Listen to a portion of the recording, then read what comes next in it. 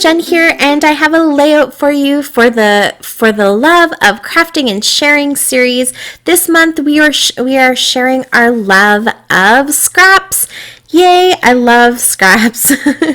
I think my love of scraps started when I just first started in scrapbooking and I didn't have a ton of money, so I was literally saving every bit and piece that I could. I was saving the outsides of stickers and every manufacturer strip, and you've done it.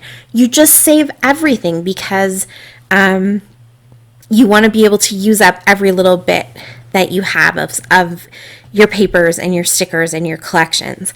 And I'm a little bit more discerning now with my scraps. I definitely know what scraps I like and, how big of a piece of paper I am likely to use and stuff like that. But I still save up those scraps. Look at that piece right there, that gray piece that I pulled out. I mean, there's barely anything to it.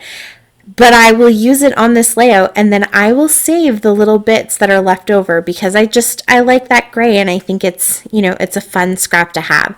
And I was really excited too because my April How to Kill a Kit with Style kit is basically made up of tons of scraps. It's made up of like one-off pieces of paper that are left over from a collection that I've used most of it and just have that one or two pieces left. It's got tons of half used up sticker sheets and actual, cut into scraps of paper that are, I put a whole bunch behind that orange and white checkered paper. I'm currently in the determined to use that background mode right now of this layout, but that will quickly change. So if you're watching this going, oh, Jen, it's not working, don't worry. I change it. I consider that orange and white paper a scrap because I'm really struggling to use it. But you can see here quite a few that I pulled out. And so I just went through my kit and I pulled out a bunch of stuff that kind of caught my eye. And now I'm just going to go with it. So I'm going to get this black piece of paper as my background. My picture is black and white, and so it's very neutral. It's very easy to pull out scraps and kind of match scraps.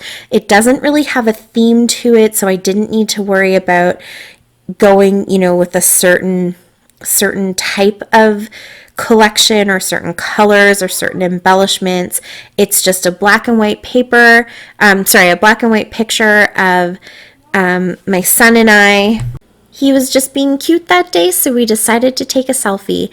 But I think that pictures like this just make it even easier to get those scraps used up because you don't really have any limits. I mean, those limits are kind of self-imposed limits, but still you're kind of free to do whatever you want, use whatever colors you want, and that black and white just helps the photo to match no matter what you've picked out. So I ditched my orange and white background. I'm going with this black background. I think it pulls out the intensity of the black and white photo and just makes that photo look a lot nicer. The photo doesn't get lost in all the busyness of all the patterns. And then I'm also using that blue and white striped paper because it kind of gives your eye just that place to rest. So that is a scrap from, I don't remember if that is from Midnight or More Than Words. I can't tell just by looking at the colors because they're very similar but also not similar at all, if that makes sense. But the blue matches some of the blue in these pattern papers here, and so I thought that worked really good. It kind of gives your eye a bit of a break and just again helps that picture to really pop out. And then these little papers here are 6x6 pieces of basically scraps that I got from my sampler pack from Scrapbooking Cards Today. So they will send, sometimes they are 6x6 papers that come from a 6x6 pad, and sometimes they cut down larger papers so that everybody gets a little sampling of a collection. And so these I think are all cut from larger papers. I could be wrong. I don't actually remember what the collection is. I wish I did because I love it. It's so much fun. As soon as I saw it, I knew it was the perfect one. It has just the right touch of whimsy, but also some maturity to it, and that has that really fun, bold black. So a lot of the trees are outlined in a nice bold black, and those circles have some little doodles and lines that are black, and then all of the papers on the back, or a lot of the papers, sorry, not all of the papers, but a lot of the papers on the back have some sort of black and white pattern. So I just thought that that was the perfect kind of combination of cute and whimsical for my son, but also kind of mature, and just had really fun colors and lots of different colors in it. There's blues and yellows and pinks and peaches and white and black and all that. So it just makes it really easy to go into your scraps and find other colors to match when you have a lot to choose from. And you can see I have a ton of scraps that I kind of pulled out, and I don't end up using all of them, but they all came from, or I chose them based on the fact that they matched one of the colors in that paper that has the circles. That's the one that had the most color variation in it, and so that's kind of what I used to pick everything else from. And often when I have scraps, I will do that. I'll try to find one piece that has a lot of color that I can use in my layout to kind of unite all the other colors. So I feel like that paper that has the flowers, the kind of repeating flowers, it could go on another layout, and that layout would look totally different, but it's from the same collection as that circle paper, and so I feel like it fits in because the circles help to bring it in, if that makes sense. I mean, most collections are like that, but when you're using scraps, it's nice to have that one piece of paper that is that uniting paper. Or another thing I like to do with scraps is to cut them all down. So whether you're cutting them into strips or little banners or punching, hearts or circles or whatever you want to punch with them, when you kind of break them down into smaller pieces, then it becomes easier for you to match them with other scraps. I think because you're not competing with the theme or the colors, because you can kind of break them down into their individual colors, so it helps to just stretch those scraps a little bit. And then I really was determined to try to use up this piece of paper as well. You can see I have one chunk cut out of it, and I thought that paper was going to get used up first when I got it. I absolutely loved it, and then I've just kind of really struggled to use it. So I thought it has enough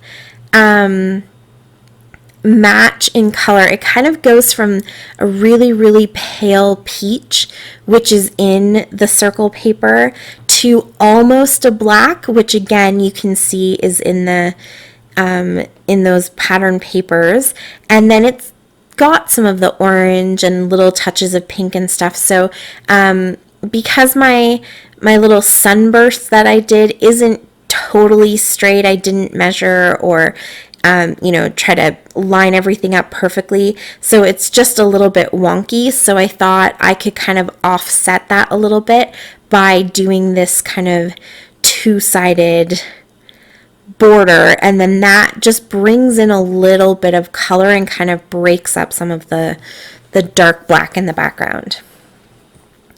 Maybe I was just determined to have some sort of pattern paper as my background. I think I was, and this was my solution. But of course I put it down wrong, and then I ripped the paper. Yeah, but that's okay. I'm going to put a couple little stickers up at the top there to kind of cover up where it's ripped. All's good. It's all good. And I do like it, and I think for me, a goal when I'm using scraps, one of the things that I'm always trying to do is to use up as much as possible. So why not? I already have all of that pattern in there and I have lots of little details. I might as well go ahead and use up that piece of paper if it's there and it matches. So for my title, I'm going to cut out this little card. I'm just going to fussy cut out all of the words, and it says, "You make my heart smile," which is just cute. I didn't know what other title to put on here, so that just worked out really good. And there you can see I put those stickers from the carousel sticker sheet, so it kind of hides my little my little rip. It also brought in a little bit of gold, so that means I get to splatter with some gold at the end. So I'm going to go ahead and just glue my title down. I'm just going to go right above the photo and then down at the bottom. This layout definitely turned out much different than I kind of thought it was going to look like at the beginning when I had that orange paper out. I don't know, I had a vision in my head and it didn't look like this, but that's totally okay because I actually love the direction that this went in. And sometimes you just have to listen to the scraps. They tell you which way to go and where they need to be. And then you come out with something like this that you kind of like. It's different for me for sure, but also kind of very much me, where I love to find excuses to get as much pattern as possible onto a layout. And so here I feel like I definitely accomplished that. So I'm just going to use up some of these little enamel dots. Those are from Pinkfresh Studio as well. I don't know why I'm struggling to use them up because they're such versatile colors, but I don't know if they just maybe don't always match properly or whatever it is, but they are definitely a scrap, what I consider a scrap, because I'm struggling to use them. And then I want something that I can put in between heart and smile, because there's just a little bit of almost a weird gap compared to up top where the "you make my" kind of squish all together. So I just went into this sticker book. This is from Maggie Holmes, and I'm going to put these two little gold hearts. One is white with the gold outline, and then one is just a solid gold heart. And I put a couple of other little gold hearts into little clusters where I had put some washi tape stickers from Freckled Fawn. I decided that I needed to outline this blue paper to really make it stand out from the background. I put it there to kind of give your eye a bit of a break and focus on the picture, but I still felt like it was blending too much into the patterns that were all around it. So I went ahead and outlined it, and I did also toy with outlining all of the pattern papers too, which I think would look really cool. But in this case, I kind of like that they all blend together around that paper, and now that my blue paper is outlined, it really stands out and grounds my photo and keeps that as the focus. And then I sprinkled with some gold Heidi Swapp Color Shine, and that's it. Thank you so much for watching. I really appreciate it. The links to everybody who's played along this month are down below, so please go check them out and share the love. If you have any questions, you can leave them for me in the comments. And until next time, stay safe, happy scrapping. Bye!